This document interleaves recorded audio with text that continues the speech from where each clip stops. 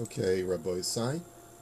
We were learning yesterday in Sif Chavtes that a person has to take better care in many instances of something that's left with him for safekeeping than he has an obligation with his own stuff. Just because I may feel a more carefree attitude with my own possessions does not entitle me to do the same for others. There are certain absolute standards of shmira, of guardianship, where a person does not have the liberty to say, well, I deal this way with all of my property, so I felt I could do the same with yours. No, whatever the social standards of guardianship, or of normal people taking care of their property, is what the standard that we apply to this individual, irrespective of his own personal carefree standards. Okay. Sometimes the liability of living with someone who doesn't care about physical possessions is that they could take a more carefree attitude. But what's interesting is that Yaakov Avinu from this week's parsha, one of the things we learn is that he was an intensely spiritual person, as we know, and yet he cared about even the smallest of his possessions. Now, how do we know that? There's a famous medrash that's quoted by Rashi that says that he crossed over the Yabok River with all of his family, and then he stayed back behind. And that's where he met the angel that he had a wrestling match with. And so the question is, why did he stay behind?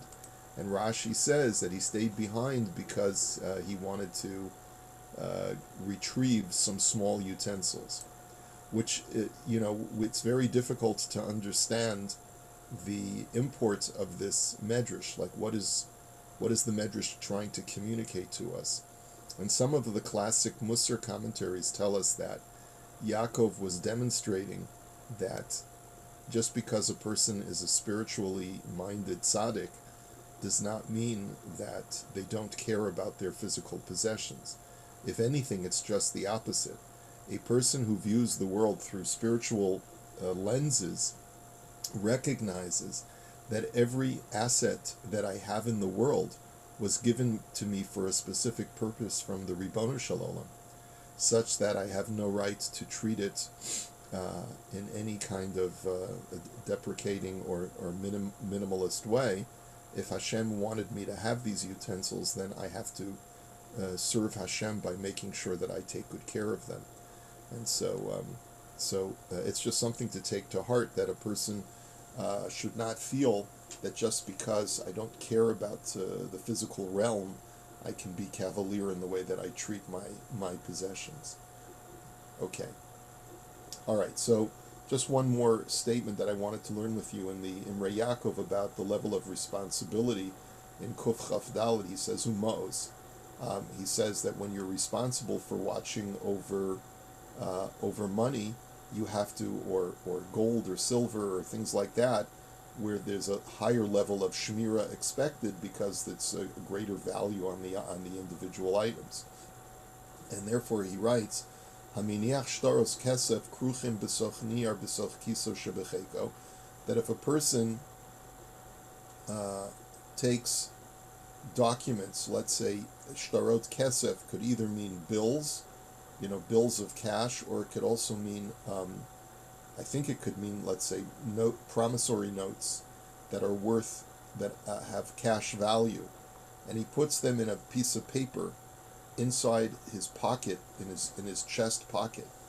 He says ein ze shmira, and if he loses it, and he's holding it on behalf of someone else, he can be litigated against and sued for not having done a proper shmira. That's considered to be a negligent form of shmira.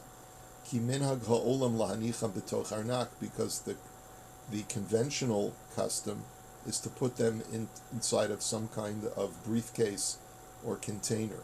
V'imhu lo asa kein havi pshia, and if he doesn't do that, if someone entrusts you with something of value like cash or important documents, and you just put them in your jacket pocket, he says that's not considered to be the proper standard of protection. Ki adam asui lemashmesh b'kiso b'chol sha'a, umachmas dakustan umaat hakamot hemakalim.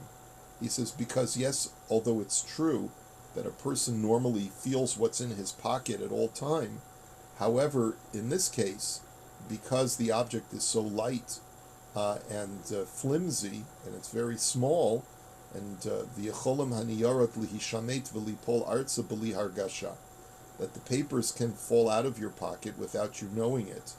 V'lachein afim hu shomer chinam chayiv b'pshiyazu, and therefore, even if you're a shomer chinam, you would be liable for this kind of loss. And obviously, it has to be determined in every single case. I have a jacket that I'm wearing now that the one of the inside pockets has a zipper on it. I think this jacket pocket. It's one of the few jackets that I have that the inside pocket has a zipper on it. I guess because they learned this halacha and they knew that if you're going to be putting something in your jacket pocket, you have to make sure that the papers don't fall out so easily. Okay. All right. Let us go on to the next halacha, which is Lamed. I thank Barry Lichtman, by the way, for reminding us that we are coming now to the last page of the Imrei Yaakov packet, our fourth packet. So I just did the new PDF, and right after we get off the shir today, I'll be putting it out on the WhatsApp list. Okay. He writes, "Ve'ena nifkad rashai lahafkid biyad achirim, afilu ksherim v'ne'emanim yoter mimenu." Now, let's say I've been entrusted with watching over someone's property, and I would like to give it over to someone else to watch it. My friend went to Florida. He left me with something very valuable. Now I want to go to Florida, and I want to leave it with a friend that I trust. Okay, so the halacha is that I don't have a right to do so unless I get express permission, and that's true even if the other person is more reliable than I am. And the only time that it would be permitted for me to do so is ela imkein hamafkid gamkein ragil lahafkid etzlam, unless the owner of the property also entrusts that other person on a regular basis, tamid, on a regular basis, meaning that not just once in a blue moon, but just like he leaves stuff with me, he has already established a pattern of regularly leaving stuff with that other guy. So then it would be okay with me because we've created we've established a pattern that he does regularly leave things with this person of that value. Davar chashuv kazeh, but it has to be of the same value. And as the Imrei Yaakov points out, we don't have to read it inside because it's fairly obvious.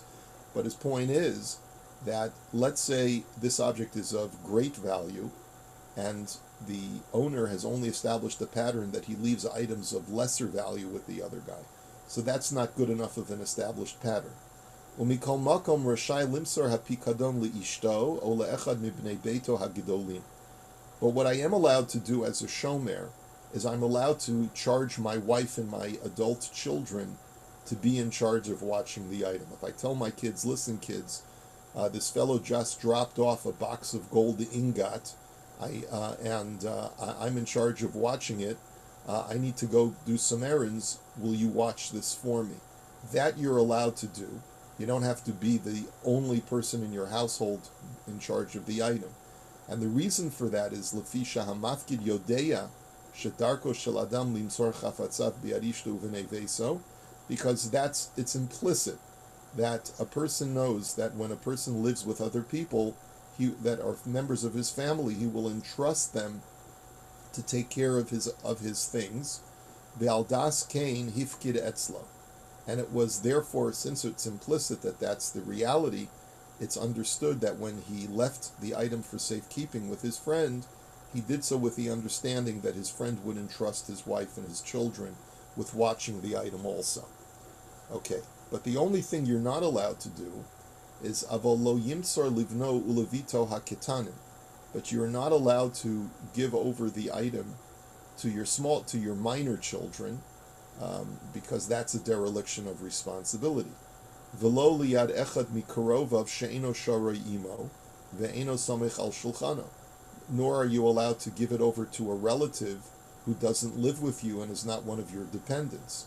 Ela imkein yadua lahamafkid shedarko shel nifkad limsor chafatzav lazeh, unless it's already been established by both the owner and the guard that the owner already understands implicitly that whenever he leaves an item for safekeeping with Ruvain tends to leave things with his cousin Shimon as well, and they share things regularly. In other words, you can't make any assumptions when it comes to the laws of Shmira, that the owner doesn't mind and I have a right to do this. Unless you've discussed it with him, or unless you've already established a pattern that this is the normal way of doing business between the two of you, you're not allowed to take liberties with any aspect of the Shmira. Okay, next. V'imbalahachzer hapikadon. And similarly, when I as a shomer have watched an item, and now it's time for me to return the item, sometimes the owner will come to retrieve it, and sometimes he'll ask me to drop it off at his house. So am I allowed to drop it off at his house and give it to one of his family members? So v'imbalahachzer hapikadon lo yachsirein liyad echad mibnei beito shel hamafkid shelo midaita. I'm not allowed to leave it with one of his family members unless he's aware. Unless we arrange before, I'm dropping it off at your house, and he says, I won't be home, but you can give it to my wife. So obviously then it's okay.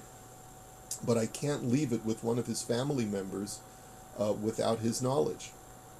And this, by the way, this is actually a very common scenario, where I've been tasked to deliver an item to someone, and I ask one of the kids in the house, can you please give this to your father? Well, if I've been tasked to do a delivery of something that's of significant value, it's not always, halachically, it's not always considered to have been a performance of my proxyship if I give it to one of the teenage kids in the house. Because we all know what happens, What if the kid forgets about it? He loses it. It falls behind the cabinet and no one can find it. So you have to be very, very explicit in these kinds of situations to make sure that you make arrangements with the person that the item belongs to, that you're delivering it to, that is it okay if I leave it with one of your children in the house? And the same thing is true if you're returning an object that you borrowed, not just if you're giving him an object that he asked you to watch. But let's say you borrowed an item from your friend and you're returning it. It's not sufficient to just give it to one of the members of his family unless you've made express arrangements beforehand. V'chein b'priyas chova. And the same thing is if paying back a debt. If I borrowed $1,000 from my friend and I have the cash and I put it in an envelope and I just leave it in his mailbox, that's not considered to be sufficient repayment of the debt unless I make arrangements with him in advance to that effect. Because he could say, I never got it. I don't know what you're talking about. It's not in the mailbox. Or, maybe one of his family members brought it in. Or maybe someone swiped it. Okay? The only person that I'm allowed to give it to is to the guy's wife. Shemin hastam hinoses v'nosenes b'soch habayis v'haba'al mafkid kol asher lo biyada. A wife is the exception to the rule because there's an assumption, unless you know otherwise, that a wife is entrusted by her husband to assume levels of responsibility in the finances.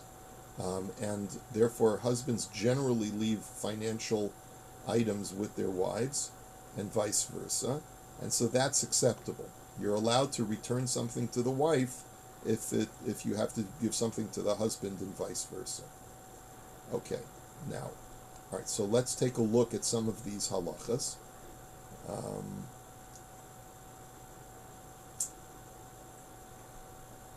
We'll take a look at Lamed, the commentary on Lamed Aleph. I think the Imrei Yaakov on Lamed is pretty obvious. And over here he says, Le'ishto, you're allowed to return items to his wife, Shemin hastam hinoseit v'notenet b'toch habayit, because we assume that she is entrusted to take care of financial dealings within the house. And he writes as follows, the Imrei Yaakov. He says, B'din ze nechleku haposkim.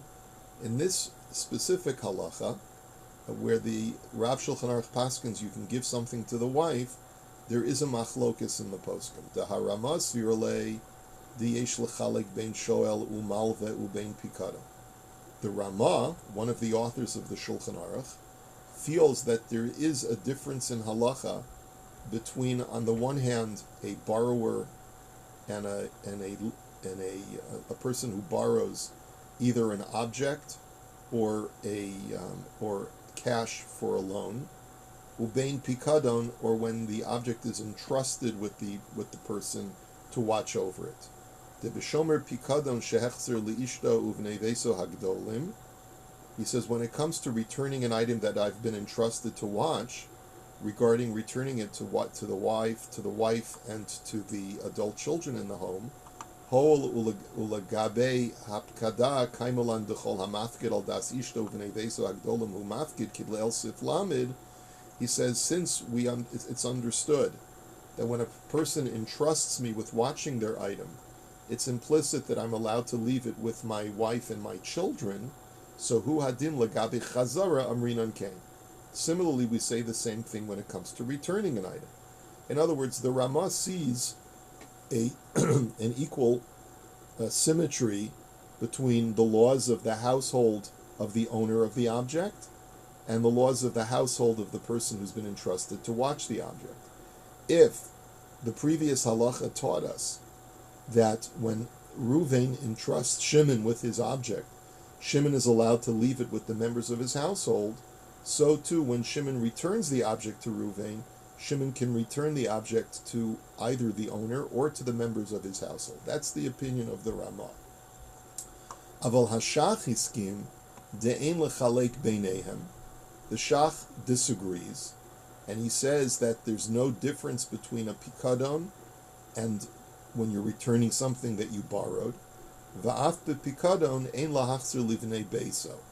And that even when it comes to a pikadon, just like the halacha over here is when I borrow something, I have to return it to the man himself from whom I borrowed it. So too, when I've been entrusted to watch a pikadon, I have to return it specifically to the man and not to the members of his family. Va'afilu liishto, and I'm not, according to the Shach, I'm not even allowed to give it back to his wife. Rak heicha shehi notenet betoch habayit. Shehi notenet betoch habayit. V'chein pasuk kan harav. And the same thing would be true with a wife, unless I know that she has financial control within the household. I have to know that she has financial control within the household, and then I have permission to give back the item to her. V'hatumim, but the tumim, which was written by Rabbi Yonatan Eibeshitz, he says, Chilek bein im hanifgad hayashomer chinam, lebein im hayashomer sachar. He says that there's a difference in the level of responsibility that I have when I'm a nifgad or a shomer, when I'm watching over someone's object. If Reuven entrusts Shimon to watch it, then there's a difference whether Shimon is being paid for his watching or whether he's doing it as a favor to Reuven. Okay, v'kol shekain shoel, and also certainly if Shimon is not watching it but Shimon is borrowing it, sha'az lo shemei chazara v'harehu birshus hashomer ma'she'in kenim hu sha'aya shomer chinam. So that Rav Eibeshitz is of the opinion that I can only return it back to the guy's wife if I'm doing him a favor by watching his item. But if he's doing me a favor by either paying me to watch it or by lending me the object that I have the rights to use it, so then according to Rav Eibeshitz, when I return it, I am obligated to return it only to the owner and not to his wife or children. Af im nomar delo havi chazara. Avalo gara mishomer shemaser l'shomer b'shomer sheragil lahafkid etzlo delo havi pshia. Why? The reason is because a shomer chinam, a person who's watching something for free, is only liable for acts of negligence. And it's not considered negligent if I leave an object that was entrusted to my care in the hands of someone that I know that the owner trusts. So that's not considered an act of negligence, right? So if I leave an object that's been entrusted in my care to someone else that I know that the owner trusts, even though perhaps I shouldn't do it unless I get his permission, but certainly it's not considered to be an act of negligence.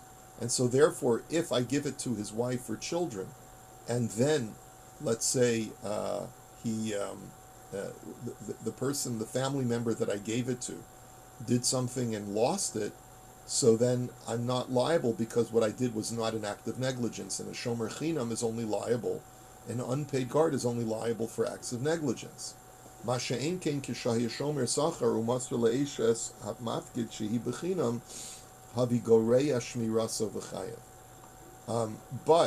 if I give it over to a family member of a person and I'm being paid to watch it, or I've borrowed the object, since my level of responsibility is greater to make to pay for an object that's lost, if I give it to a family member of his and the family member loses it, my higher level of responsibility will make me liable for that object.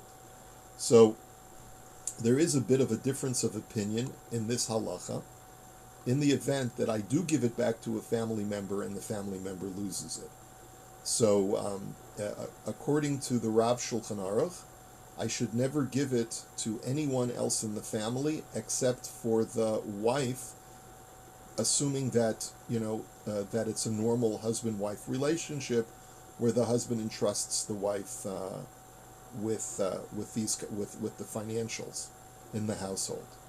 Now, as far as what happens if a family member loses it, so according to the Shach, I'm never going to be chayev, and according to the Tumim, as long as I gave it to a responsible adult, and according to the Tumim, I will be chayev if I am being paid or benefiting otherwise from having this object in my care. The only time I'll be patur is if I'm doing him a favor. Okay. Any questions? Okay. Next, let's go on to the next halacha. Lamed Beis. V'im rotza lisa li'ir acheres. Ve'eno rotza laholech imo hapikada. So let's say, okay, so Ruvain said, I'm going to Florida, can you watch this box of valuables for me? And Shimon says, yes, it's fine, but now Shimon wants to go to Florida also. He doesn't want to have to schlep the box with him. So Mishum Achrayis, so Torach Haderech. So, and it's because he's worried about, he doesn't want the responsibility, he doesn't want to have the inconvenience of having to schlep something. So what is his option? So Yimserenu lebeisdin, vehem Yimseruhu leneman etzlam. So another option that you have that Shimon has is say he can leave it entrust it with the beis-din of the city, and the beis-din then can decide whom they trust, and they can leave it with that person. Okay, and apparently the reason is because the beis-din is considered to be the standard for the entire city as far as people whom you may trust. I hope that's still true today, but in any event, that's the understanding of the of the poskim, and this is actually, where's this halacha brought? This is from.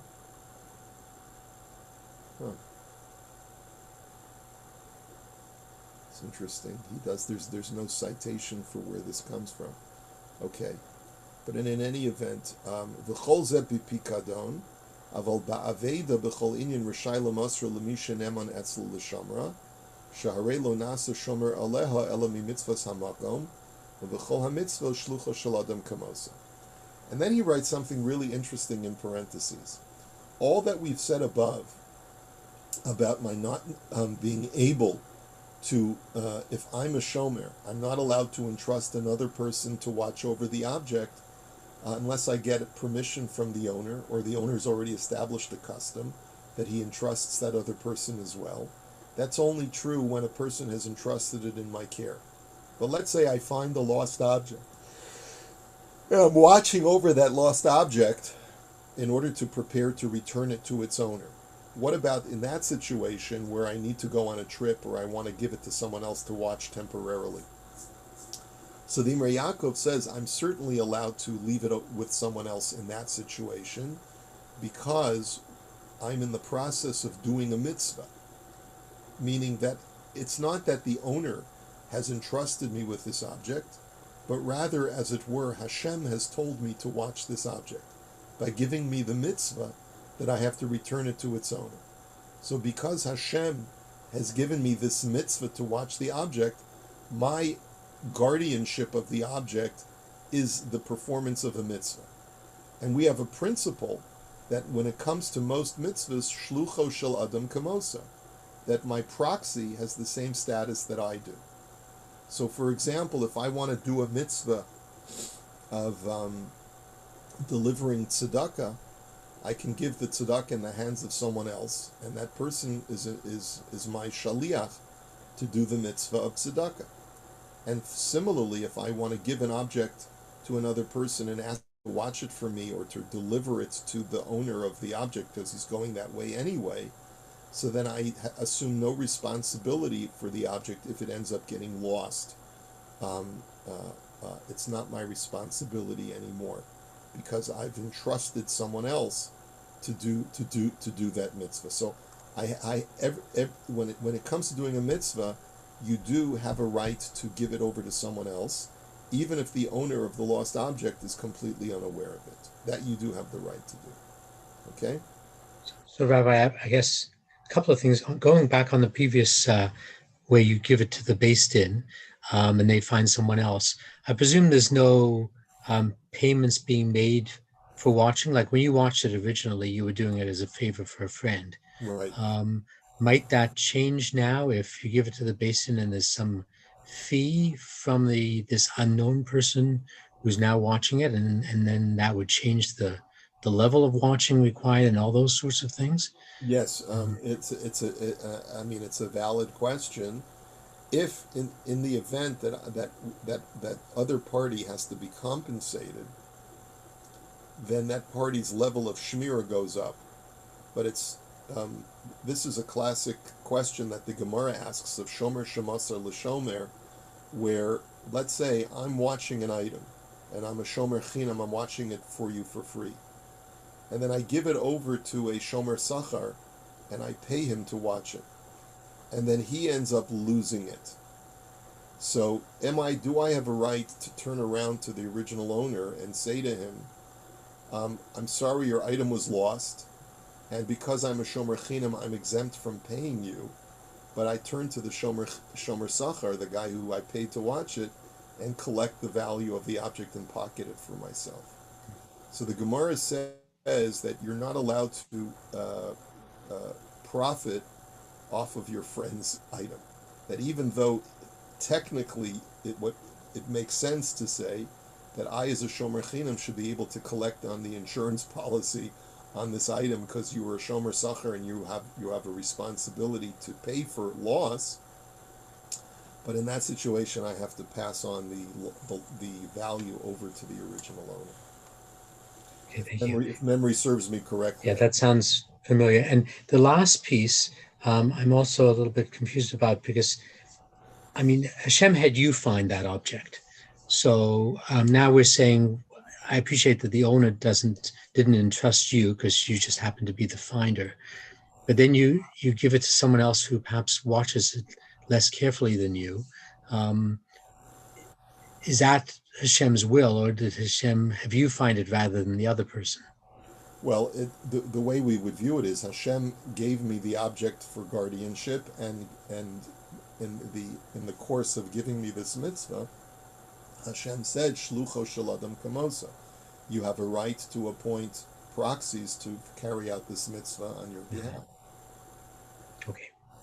Okay. They can't be negligent, but they have to be right. Reasonable watchers. You have to be reasonable watchers, exactly. Okay. Thank you. All right. Take care, everybody. Okay. I'll send out the new packet right now. Have a good day, okay. everyone. Thank you. All right. Thank you.